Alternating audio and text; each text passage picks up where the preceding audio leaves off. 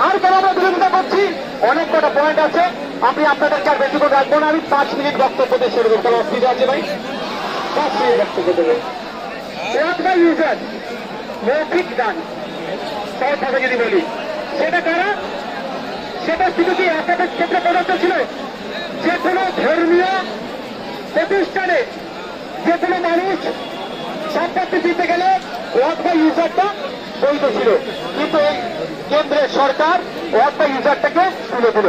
ফলে যে সমস্ত সম্পত্তিগুলো মৌখিক দান করা আছে সেইগুলোকে এরা এবার পেয়ে নেবে।